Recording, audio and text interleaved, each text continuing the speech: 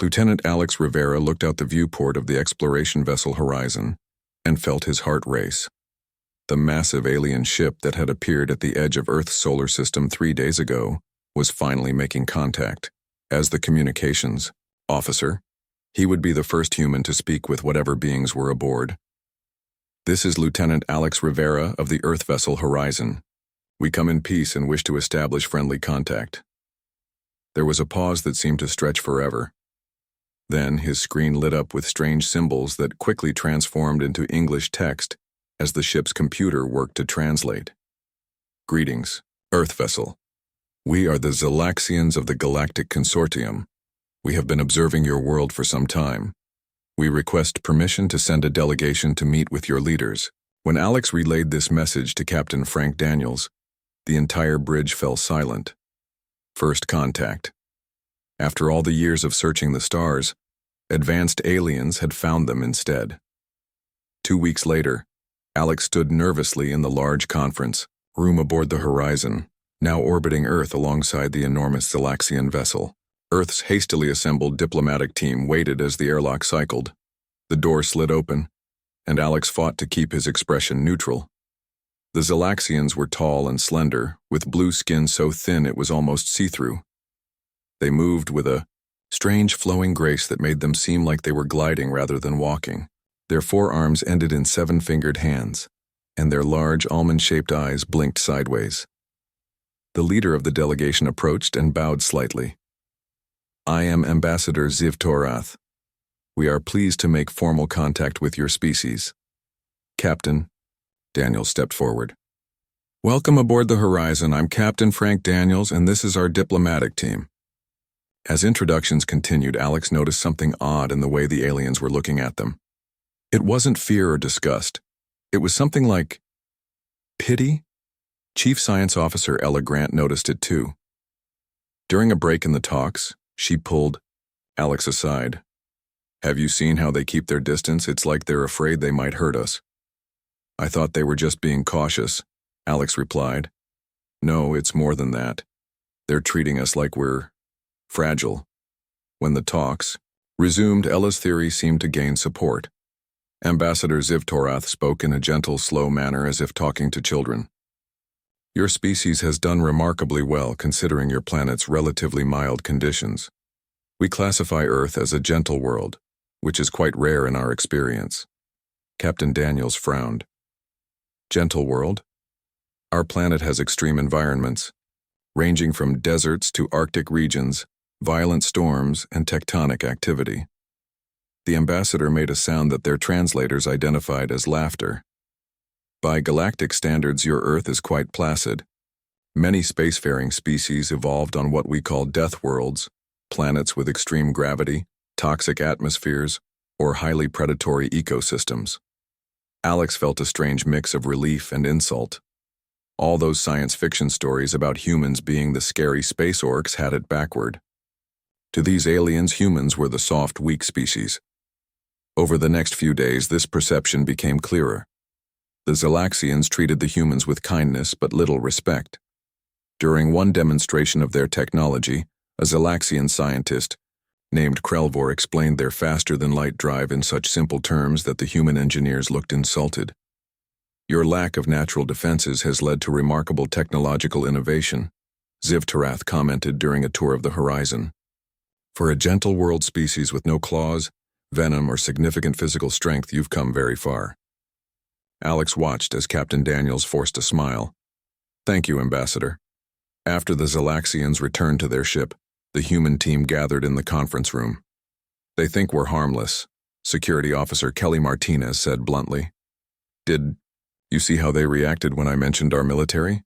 They actually patted my shoulder." Captain Daniels nodded grimly. "This could be a problem. If they're sharing this assessment with the rest of their consortium, humanity might enter galactic politics at a severe disadvantage." Ella tapped her tablet thoughtfully. "Maybe we should let them keep thinking that for now. We don't know enough about the political situation out there. Being underestimated could be useful." Alex wasn't so sure. Already the Zelaxians were offering to guide Earth into the galactic community, with heavy emphasis on protective measures for such a vulnerable species. Their offers of help came with strings attached, resource trading agreements that seemed to heavily favor the aliens. A month into the diplomatic process, Earth's governments agreed to send a small delegation to visit Nexus Station, the center of the Galactic Consortium. Alex, Ella, and 5 others were selected to represent humanity. The Zalaxian ship was enormous compared to the Horizon, with vast open spaces and gravity that felt slightly too light. The humans were given comfortable but simple quarters, similar to what might be offered to young children. "Look at this," Kelly whispered, showing Alex the information tablet they'd been provided. "It's got parental controls. They've restricted what parts of their network we can access." Ella had been busy studying what information they could get. She gathered the humans in Alex's quarters that night. "It's worse than we thought," she said quietly. "In the consortium, species are classified by their homeworld type and physical capabilities. These classifications determine everything from trade rights to territorial expansion allowances. And they've classified us at the bottom," Alex guessed. "Not quite the bottom, but close. We're listed as non-threatening sentience from a gentle world environment. The Zalaxians have essentially labeled us as the puppies of the galaxy." Captain Daniels frowned.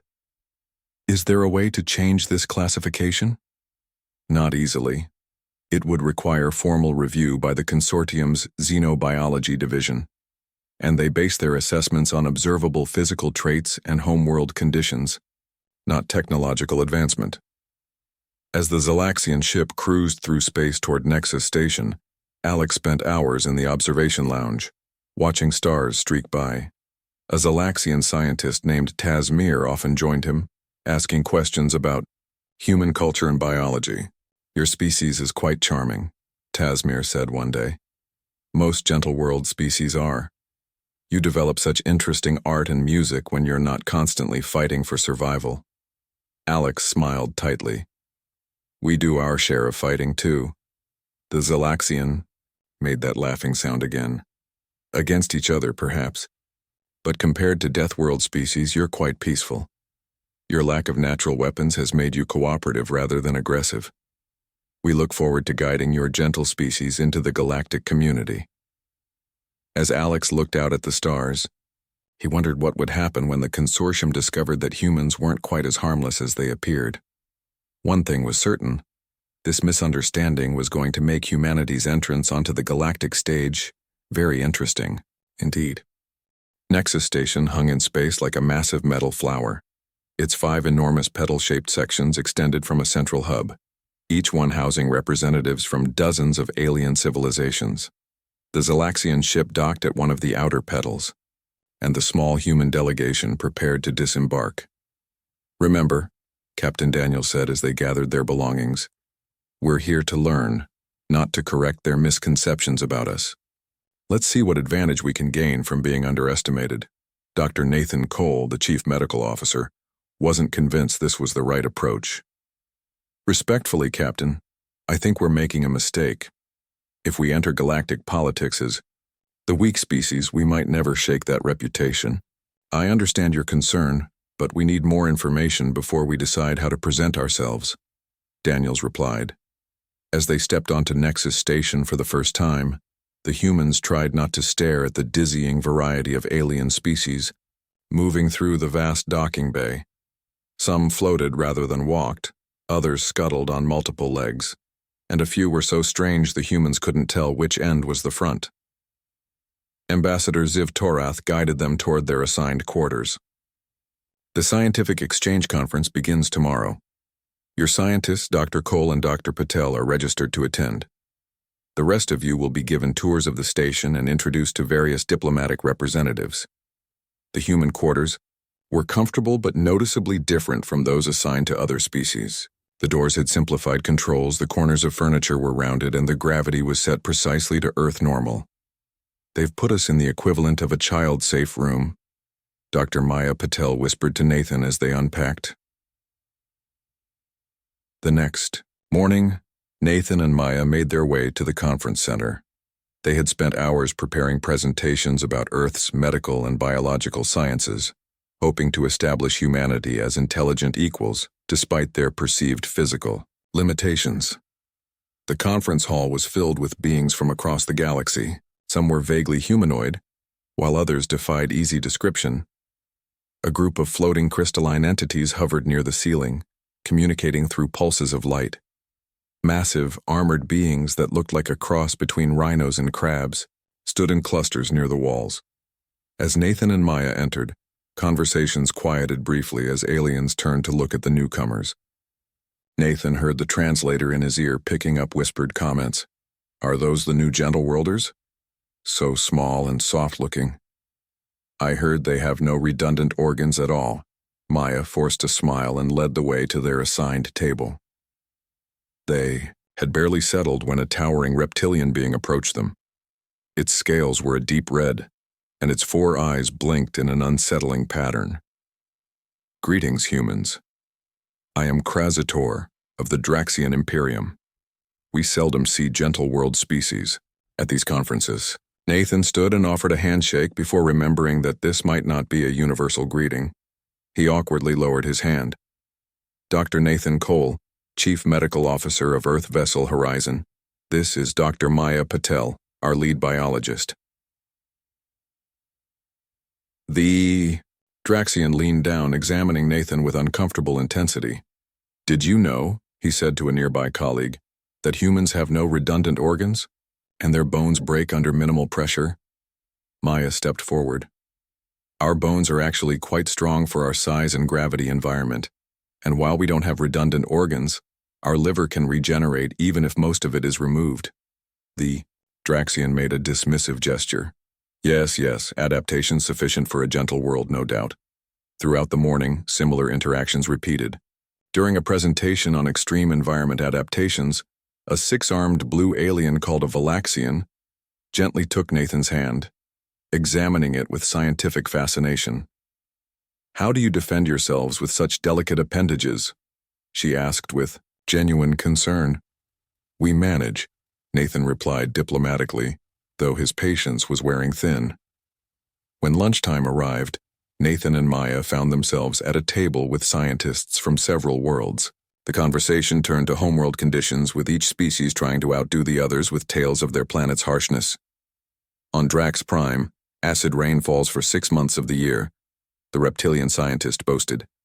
"Our hatchlings must develop third eyelids within their first week or go blind."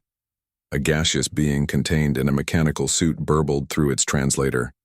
"The atmospheric pressure on Mirox would crush most species instantly. We evolved in liquid methane seas." When attention turned to the humans, Maya decided to share some information about Earth. "Our planet has remarkable biodiversity. We have creatures that live in volcanic vents at temperatures that would cook most species and microorganisms that survive in environments without oxygen. Yet you soft bodies evolved in the temperate zones," the Draxian noted. "How fortunate for you." After lunch, Maya was scheduled to present her research on extremophile bacteria. She had worked for months on this presentation, hoping it would demonstrate the complexity of Earth's ecosystem and, by extension, humanity's adaptability. As she began speaking, she noticed many aliens in the audience checking their translation devices or whispering to each other. Some even left the room. By the time she finished, only a handful remained, and their questions were simplistic, as if they were humoring her. "Do not be discouraged," a small furry alien told her afterward. "For a gentle world species, this was quite impressive." Nathan found Maya sitting alone in a quiet corner of the station's botanical garden that evening. The garden contained plants from hundreds of worlds, carefully maintained in separate environmental chambers. "Rough day?" he asked, sitting beside her. "They're not taking us seriously, Nathan. No matter what we say or do, they've already decided we're some kind of cosmic joke." She gestured to a nearby plant that resembled an earth cactus. "Even our most resilient organisms are classified as moderately hardy in their system."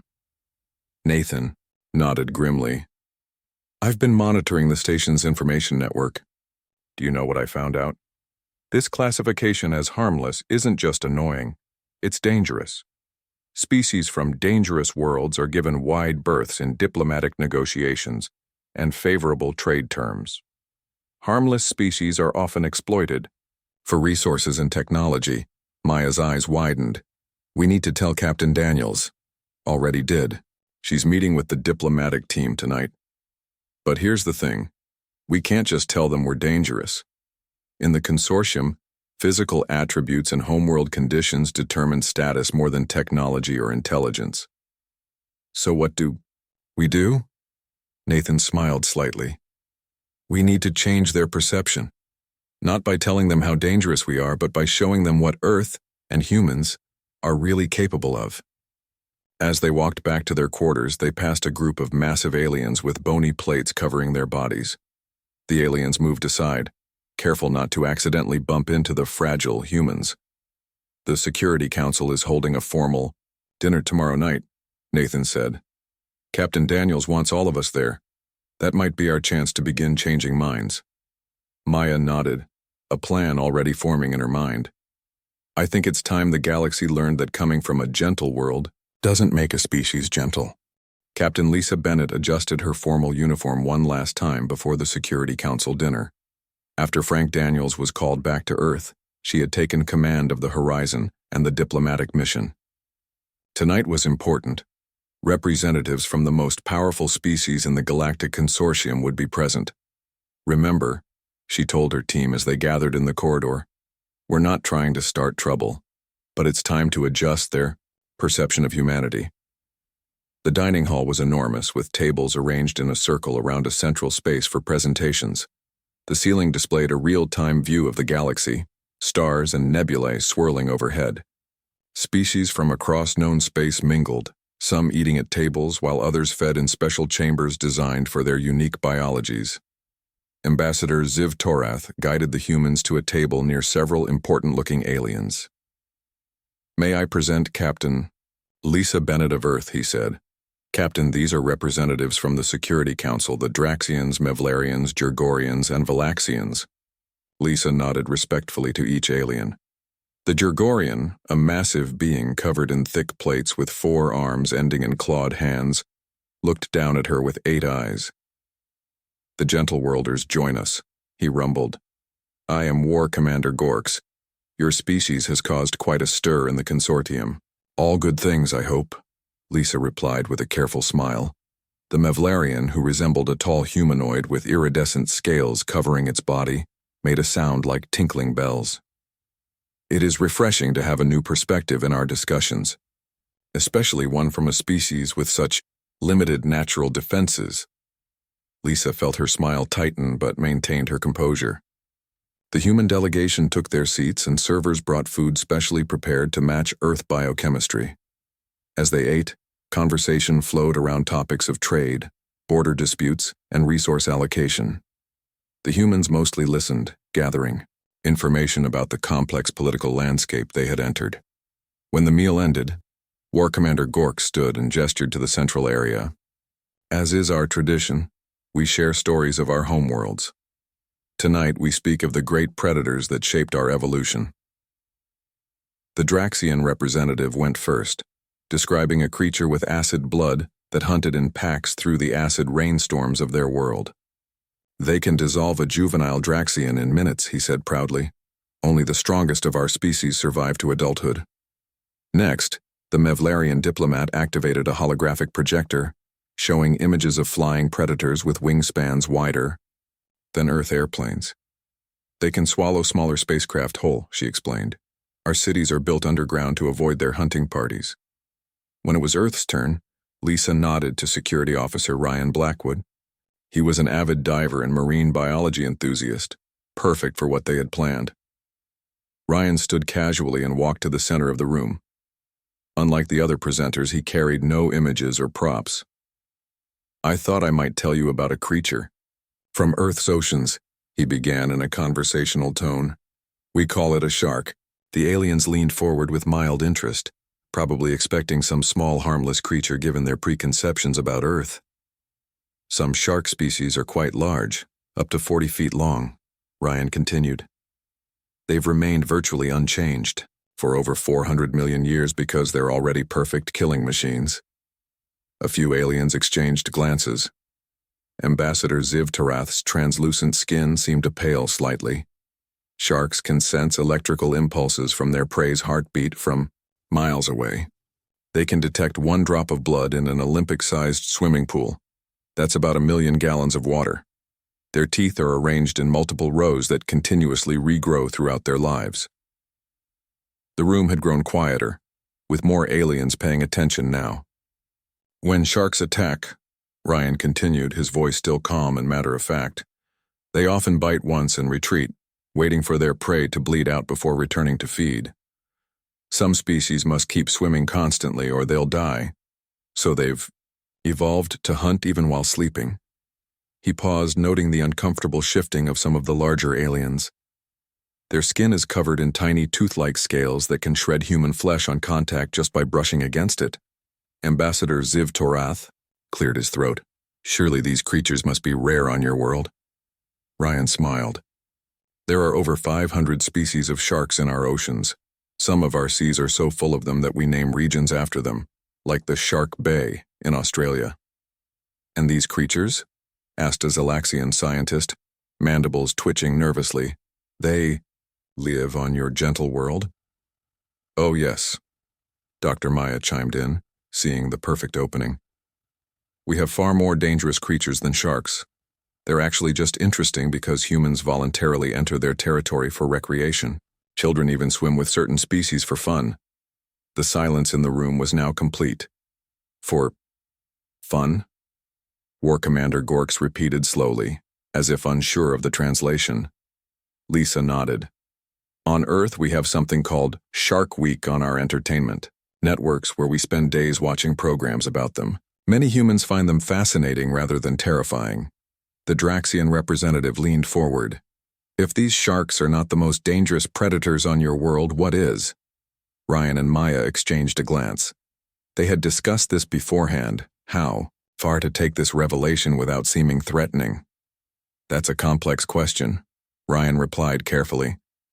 If you mean statistically, the most deadly animal on Earth is actually tiny, the mosquito, which spreads diseases. But if you mean apex predators, that would probably be us. The War Commander's 8 eyes blinked in sequence. Explain. Humans don't have claws or venom, Ryan said, but we have intelligence, endurance, and tools. Early in our evolution, we developed a hunting technique called persistence hunting. We would simply follow prey animals for days, never letting them rest, until they collapsed from exhaustion.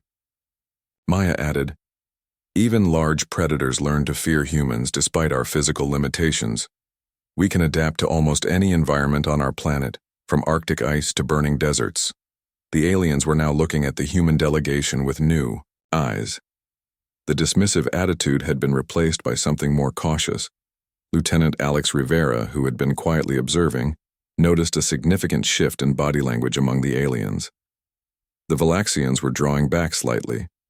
The Jergorian War Commander was subtly positioning himself in a more defensive posture. Ambassador Ziv Torath broke the awkward silence. Perhaps we should move on to the next presenter? As they returned to their seats, Nathan whispered to Maya, I think it worked. Maybe too well. Lisa nodded slightly. She had noticed the change too. The other species were now watching the humans, with new wariness. It wasn't respect exactly, not yet, but it was no longer dismissal. As the next alien began describing some huge predator from their world, Lisa caught Ryan's eye and gave him an approving nod. Phase 1 of changing humanity's galactic image had begun. Now they needed to be careful about what came next. They didn't want to swing from being seen as harmless pets to being viewed as dangerous threats. The real challenge would be finding the balance that earned them respect without fear. As the evening continued, Lisa began planning their next move. The Security Council would be meeting tomorrow to discuss several important matters, including Earth's official status in the consortium. After tonight's revelation, that discussion had just become much more interesting. Word spread quickly through Nexus Station. By morning, the human delegation found aliens looking at them differently. Some moved aside in corridors, giving them more space than before. Others watched them with new interest, as if reassessing a puzzle they thought they had already solved. Something's changed. Alex said as the humans gathered for breakfast in their quarters. A maintenance worker just asked me if humans really swim with sharks. Captain Lisa Bennett nodded. Ryan's story did exactly what we hoped. Now we need to be careful. There's a fine line between earning respect and creating fear. Their meal was interrupted by a message from Ambassador Ziv Tarath. The Galactic Consortium's Xenobiology Division had requested an urgent meeting with the human representatives.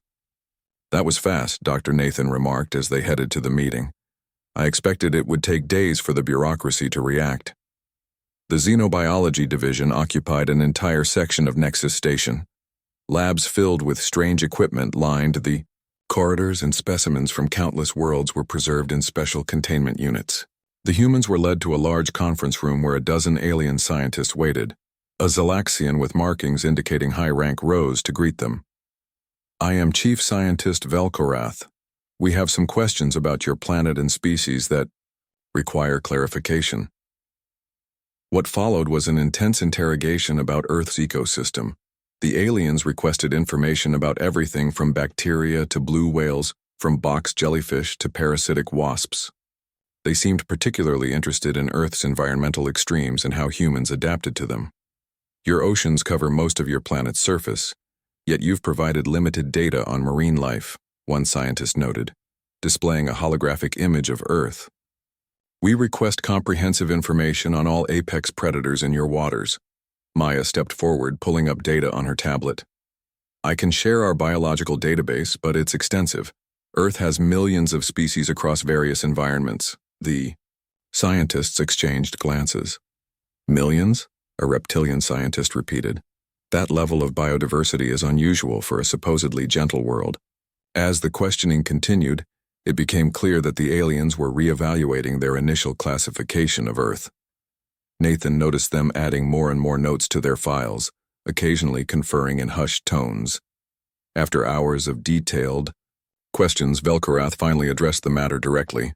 It appears our initial assessment of your planet may have been incomplete. We classified Earth as a gentle world based on its moderate gravity, reasonable temperature ranges, and atmospheric composition. However, the predator species you've described suggest a more complex ecosystem than we anticipated. Captain Bennett kept her expression neutral. Earth does have many challenges. We've adapted to them over time. Indeed, the chief scientist replied. Which brings us to questions about humans themselves. The second phase of questioning focused on human physiology and capabilities. The scientists were particularly interested in human resilience and adaptability. Your species routinely climbs mountains where oxygen is scarce?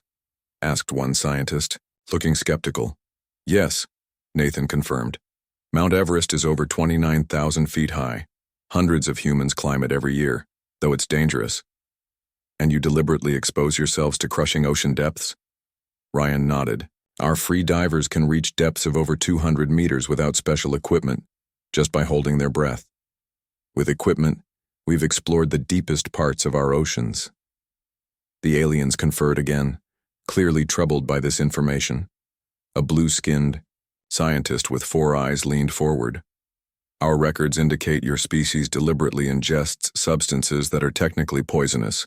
Caffeine, capsaicin, alcohol, for pleasure. Is this accurate?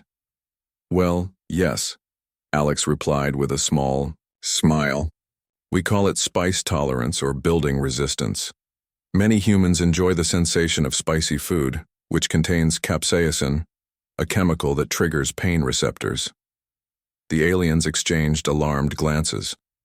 For clarity, Velkorath said slowly, your species intentionally consumes pain-inducing chemicals for enjoyment.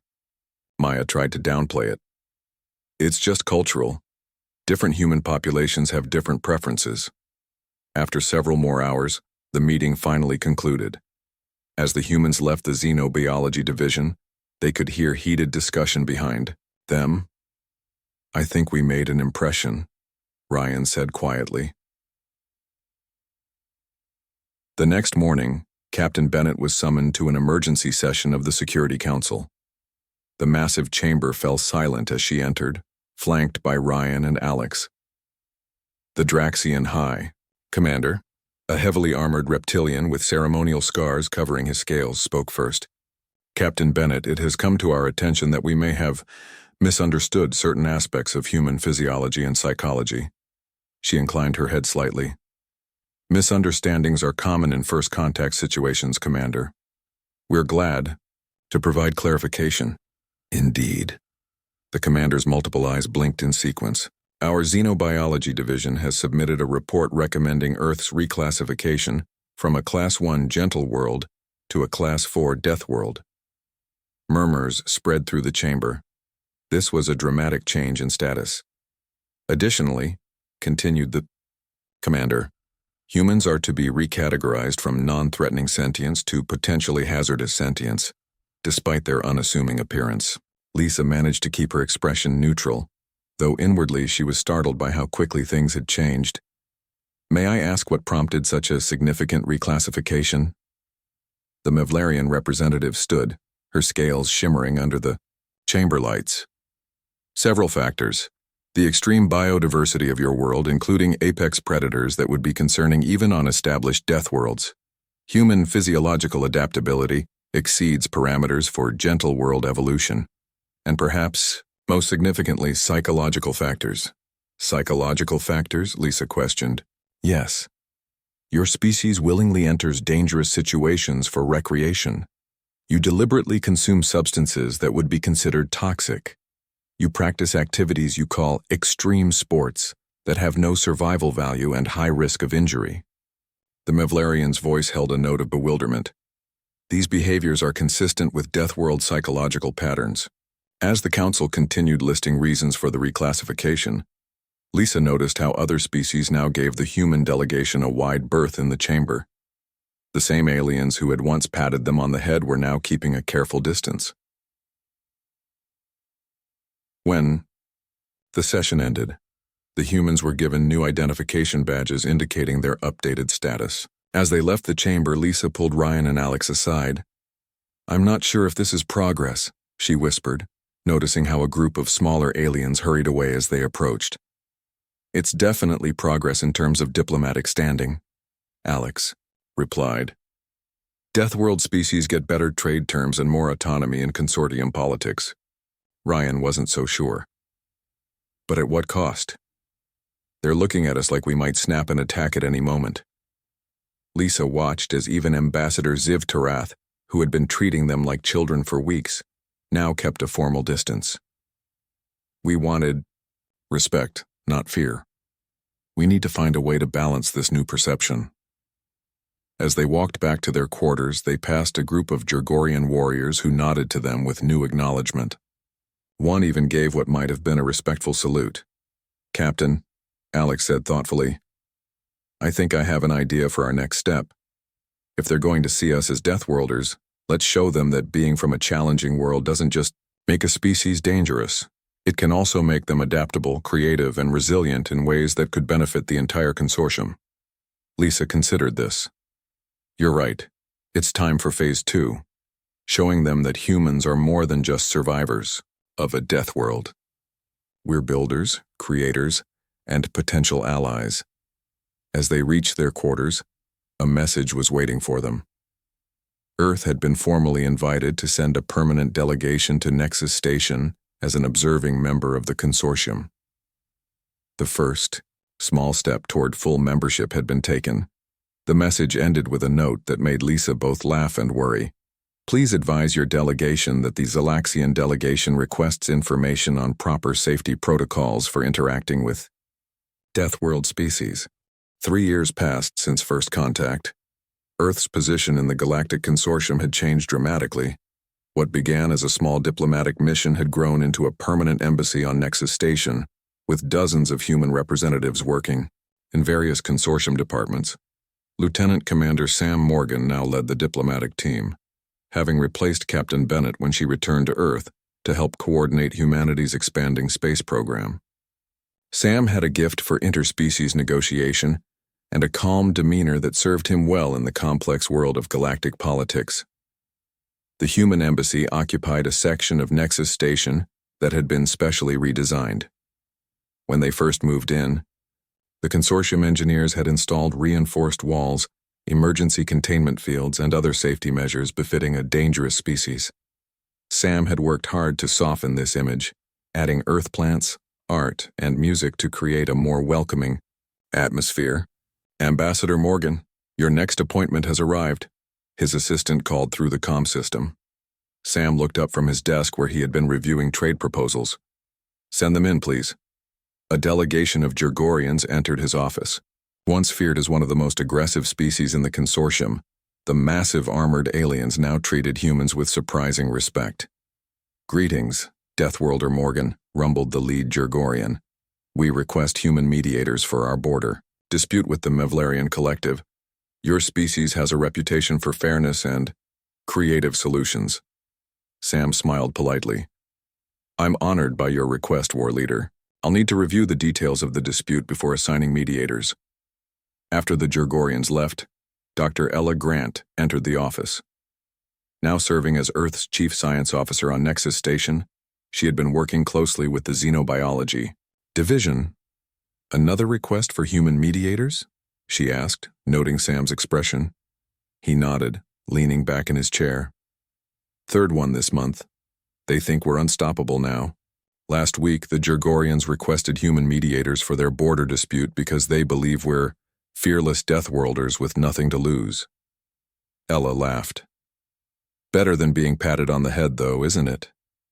"I suppose," Sam replied. "But we've gone from one extreme to another. First they thought we were harmless pets. Now they think we're indestructible monsters. Neither is accurate." Earth's reclassification had indeed created a complex new dynamic. Trade agreements had improved dramatically, with humans receiving far better terms than when they were considered a gentle world species. Several corporations had emerged to export Earth goods across the galaxy, from coffee, which most aliens found too stimulating to consume, to art and music. However, there were challenges too. Some species now avoided humans entirely out of fear. Others sought human protection, treating them as potential mercenaries or warriors. The consortium's defense committee had twice approached Earth about contributing soldiers to peacekeeping missions, attracted by humanity's reputation for resilience. "We need to find a balance," Sam said to Ella. "The Security Council is holding an open session tomorrow. I'm thinking of addressing this issue directly." "Careful," Ella warned. "Our improved status has real benefits. We don't want to undermine that. I'm not suggesting we go back to being seen as harmless, just that we show them the full picture of humanity." The next day, Sam stood before the Security Council in the Great Chamber. Representatives from hundreds of worlds filled the tiered seating, with the most powerful species occupying the central ring. Earth, still technically an observing member rather than a full consortium participant, had a position on the outer edge. "The Council recognizes Ambassador Morgan of Earth," announced the Draxian High Commander. Sam moved to the central podium, aware of the many eyes, some with multiple pairs, watching him intently. "Honored representatives," he began. "For 3 years, Earth has enjoyed the privilege of participating in this great gathering of civilizations. We have learned much from you all, and we hope we have contributed in return. However, I wish to address a misconception that has emerged about my species." The chamber grew quiet, aliens leaning forward with interest. When humans first arrived here, we were classified as gentle worlders, weak, harmless, and in need of protection. This was incorrect. More recently, we have been reclassified as Deathworlders, dangerous, resilient, and slightly frightening to some of you. This too is an oversimplification. Sam activated the chamber's holographic system displaying images of Earth. Yes, we come from a world that has shaped us to be adaptable, persistent, and sometimes formidable, he acknowledged. But the same planet that created sharks also created dolphins, intelligent social creatures that go out of their way to help other species.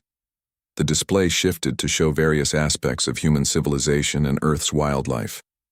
Earth produced both venomous snakes and loyal protective dogs. The same humans who endure extreme conditions also create art, music, and literature. We build communities and care for the weak. We explore not just to conquer, but to understand. Sam paused, looking around the chamber at the diverse beings watching him. Perhaps what makes humans truly unique isn't our capacity to survive on a death world, but our ability to create gentleness within it. We're not defined by the sharks we described to you, nor are we as harmless as you first believed. The holographic display showed humans in various activities, helping others, creating art, exploring, building, teaching. We are simply human. Complex, contradictory, capable of both remarkable kindness and regrettable cruelty. Just like I suspect many of your own species. A low murmur spread through the chamber as translation devices conveyed his words to hundreds of different species. Earth asks to be seen not as a planet of prey or predators, but as a world of potential partners. We offer our strengths, our adaptability, our creativity, our resilience, in service of the greater good this consortium represents. Sam concluded his address, and for a moment, the chamber remained silent. Then the Draxian High Commander rose. Ambassador Morgan speaks wisdom, the massive reptilian declared. Perhaps it is time we move beyond simple classifications of worlds and species. The consortium exists because we are stronger together, each bringing unique qualities to our shared community. One by one, representatives from other worlds voiced their agreement. The Zalaxian delegate, a successor to Zivtarath, spoke last. When we first encountered humans, we saw only what we expected to see, a gentle world species limited by their evolution. When we learned of Earth's predators, we saw only danger. Ambassador Morgan reminds us that true intelligence lies in recognizing complexity rather than seeking simplicity. After the session, Ambassador Zivkren, the new Zalaxian representative, approached Sam. "A powerful message, Ambassador Morgan," the alien said, extending all four of his hands in a gesture of respect. "The High Council will be voting next month on Earth's petition for full membership. After today, I believe your chances are significantly improved." Sam smiled. "Thank you, Ambassador. It seems we have much to learn from each other after all." As they walked together toward the diplomatic reception, a group of young aliens approached Sam cautiously. They were students from the consortium's educational exchange program representing a dozen different species. "Ambassador," one asked hesitantly, "is it true that on Earth you have these things called cats that humans keep in their dwellings despite them being predators?" Sam laughed. "That's true. Would you like to hear about them?"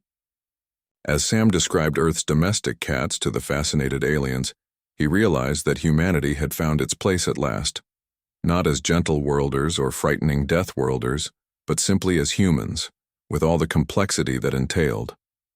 The journey ahead would have challenges, but Earth was ready to take its place among the stars, sharks and all.